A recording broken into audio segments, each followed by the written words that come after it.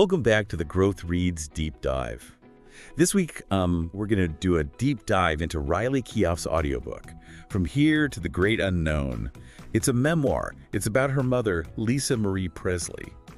And it's a really unique listening experience because it's interwoven with Lisa Marie's own voice through interview excerpts. Oh, wow. It's like you're getting two perspectives in one, right? You hear Riley's reflections, and then boom, you're right there with Lisa Marie, hearing her story in her own words. Yeah, exactly. And Riley structures the audiobook chapter by chapter, so we'll follow that format too as we unpack some of the key themes and takeaways. Sounds like a plan. So where do we start? Well, let's start at the beginning. Chapter 1, Upstairs at Graceland. For many, Graceland is this, global icon. But in this chapter, we see it through Lisa Marie's eyes, as her childhood home, her sanctuary. Yeah. And you immediately sense that special bond she had with Elvis. She talks about having a lot of freedom at Graceland, particularly the upstairs area, which was like their own private world. But what really struck me was this anecdote about Elvis trying to kill an imaginary monster in her room. It's both hilarious and revealing. Okay, I need to hear this.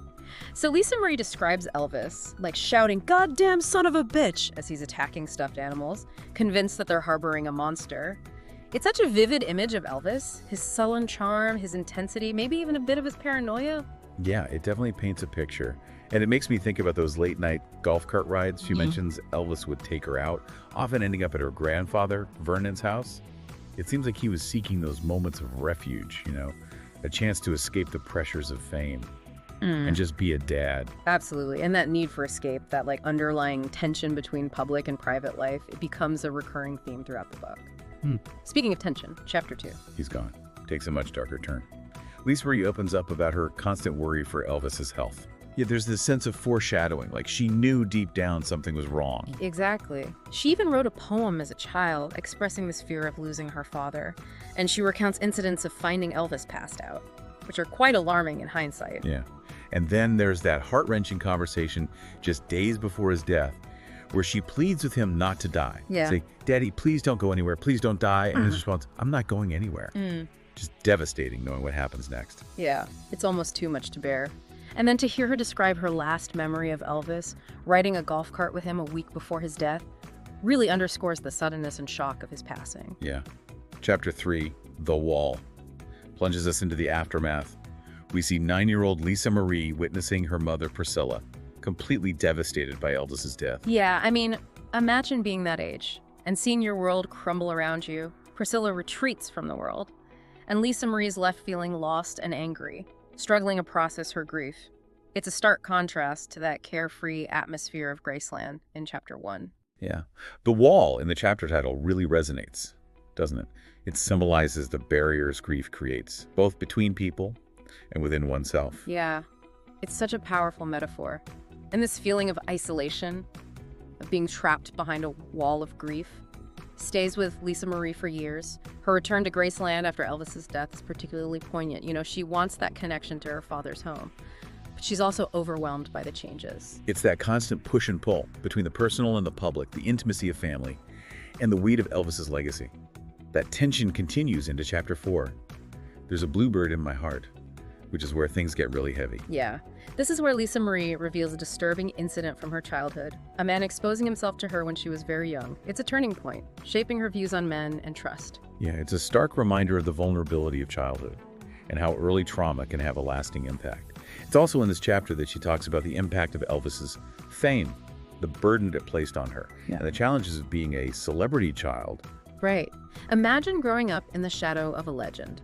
It's both a blessing and a curse. On one hand, there's the pride and love. On the other, there's constant scrutiny and pressure. She has this ambivalent relationship with her father's fame. Yeah. And it's in this chapter that she seeks solace in Scientology, joining as a teenager. Why do you think Scientology appealed to her at that time? Well, if you think about it, she was grappling with grief, trauma, and the overwhelming pressure of her father's legacy.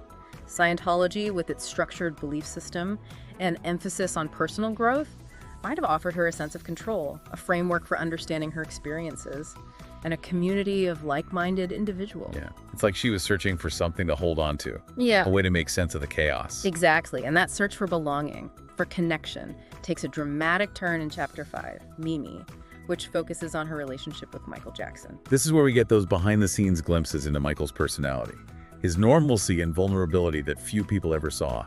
Yeah.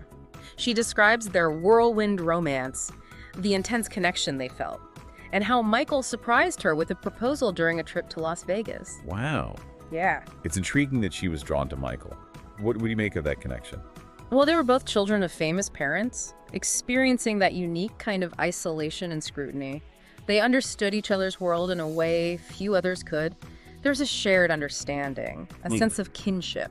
And that shared experience, that need for escape and connection, ultimately leads to marriage. Chapter 6, 10 years, covers a pivotal period in Lisa Marie's life. She marries Danny Keough, has her first two children, Riley and Benjamin, and experiences the joys of motherhood. Yeah. It's a time of both personal growth and immense change, but the shadow of fame is never far behind. We also learn about that whirlwind marriage to Michael Jackson, the secrecy surrounding their wedding, and their attempts to escape the media spotlight. There's a sense of urgency, almost desperation in their actions. It's like they were trying to outrun the pressures of their lives. Yeah, and you start to see the unraveling of that marriage as Lisa Marie's distrust of Michael grows. Coupled with the discovery of his addiction, it's a turbulent time. Chapter 7, the bus from Nashville to LA, takes us deeper into that turbulence. Lisa Marie's reliance on opioids spirals, impacting her life and relationships. Yeah, this chapter offers a raw and honest look at addiction. She loses her support system, struggles with sobriety, and faces the consequences of her choices.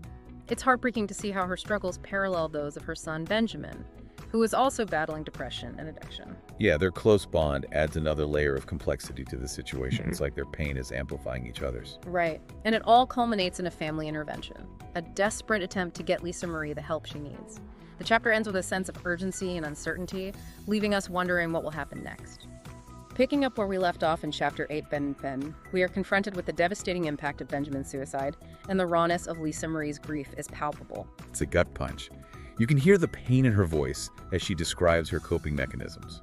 Things like keeping Benjamin's body at home for an extended period and getting a tattoo in his memory. Oh wow, she even took the tattoo artist to see Benjamin's body to ensure the placement was identical to his.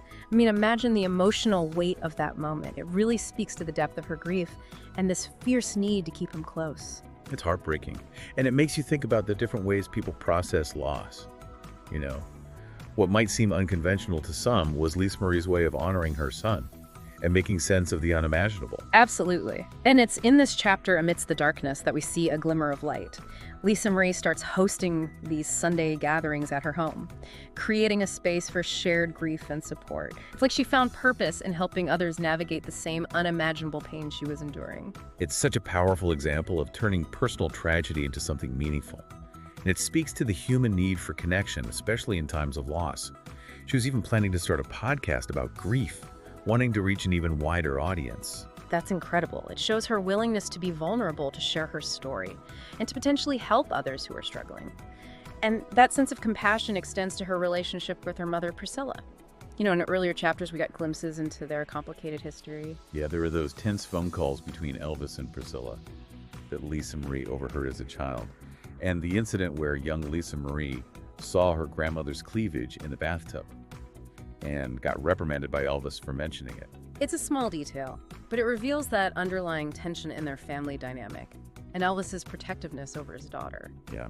And in Chapter 7, we see Priscilla struggling after Elvis's death, retreating from the world, and finding solace in alcohol. It humanizes her, showing her vulnerability and the lasting impact Elvis's death had on her life. It's a side of Priscilla we don't often see, and it underscores the ripple effect of loss, how it touches everyone in a family. But despite those difficult moments, Lisa Marie seems determined to rebuild that relationship with her mother. In later chapters, we see them connect over motherhood, finding common ground through shared experiences. Yeah. Their children bring a new dimension to their dynamic. There are those heartwarming Sunday dinners at Nana's house, Priscilla's mother, where the whole family comes together. It's a reminder that even the most complicated family relationships can evolve and find moments of connection and healing. And Lisa Marie's song, Thanks, from her 2005 album, seems to reflect that shift.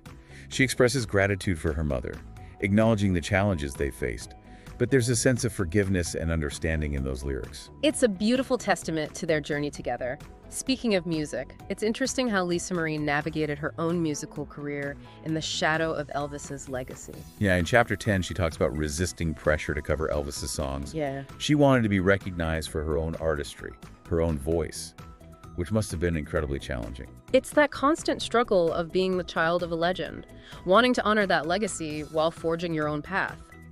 And she faced additional hurdles with stage fright, which is understandable given the weight of expectations. But despite those challenges, she kept creating music, finding her own voice, and expressing her unique perspective. She even involved her children in the process, playing them her new recordings, and valuing their feedback. That's a lovely detail. It shows her desire to connect with her children through music and to share her creative journey with them. Now shifting gears a bit, I'm curious about Lisa Marie's relationship with Riley Keough. It seems like a constant throughout her life, even during her marriage to Michael Jackson. Yeah, their connection was definitely unique. Remember in chapter 5, when Lisa Marie was in Las Vegas with Michael, Danny flew out there, sensing something was going on. And even after Lisa Marie and Michael married, that bond with Danny remained. It's like they had this unspoken understanding, a shared history that transcended romantic relationships. And that connection becomes even more crucial later on, especially after Benjamin's death. Danny is there for Lisa Marie, offering stability and companionship during one of the darkest periods of her life. He becomes a pillar of support, helping her navigate the grief and practical arrangements. It's a testament to the enduring power of friendship and loyalty. There's that heartwarming anecdote about their final Christmas together in Whistler, Canada. Oh yes, where they're smoking cigarettes outside the hotel restaurant, giggling like teenagers. And Lisa Marie expresses this overwhelming love for her youngest daughter, Finley. It's a moment of pure joy and connection, a reminder of the beauty and fragility of life. And it makes her sudden death all the more heartbreaking. It does. The final pages of chapter 9 are filled with a sense of inevitability. Lisa Marie's health deteriorates, and she expresses this feeling of not wanting to live without Benjamin. His death cast a long shadow over her life. It's clear that his loss left a void that was impossible to fill. And Riley's description of her own grief is incredibly moving. She talks about the physical weight of it, the inability to eat or think, the feeling of being utterly lost. It's a visceral account of losing a parent, especially under such tragic circumstances. And then there's the decision to lay Lisa Marie to rest next to Benjamin at Graceland. It's a poignant ending, bringing her back to her roots, to the place where it all began. It feels like a completion of a circle, a reunification in death. And it leaves you with a sense of the enduring power of family, even in the face of immense loss and tragedy. It's interesting how the book doesn't end with Lisa Marie's death, but with Riley's reflections on grief and the search for healing. Yeah, that's a really good point. It shifts the focus from the tragedy itself to the aftermath, to like the ongoing process of coping with loss and trying to rebuild a life. And Riley doesn't sugarcoat it. She's honest about the rawness of the pain, the feeling that it might never truly go away. She even says, does it lessen? Does it get any better? The answer is no. It's a stark statement, but so relatable for anyone who's experienced profound grief. It's that feeling of being completely knocked off your feet, like the wind's been knocked out of you. Exactly. And she describes how grief can manifest physically. The heaviness, the inability to function, the feeling of being completely overwhelmed.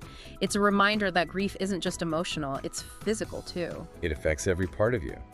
It's interesting that Riley finds solace not in denial or avoidance, but in embracing the pain, allowing herself to feel the full weight of it. That's a key takeaway from the book. It's in confronting our grief and allowing ourselves to be present with it, that we can begin to heal. She also talks about finding meaning in helping others, particularly those who have experienced similar loss. It's like she's trying to transform her personal tragedy into something positive, something that can offer support and hope to others. It speaks volumes about her strength and resilience, that even in the depths of her own grief, she's reaching out, trying to make a difference in the world. It connects back to that theme of legacy, of finding purpose beyond the shadow of fame. Both Lisa Marie and Riley, in their own ways, sought to create something meaningful that would outlast them. Lisa Marie through her music and philanthropy. Yeah.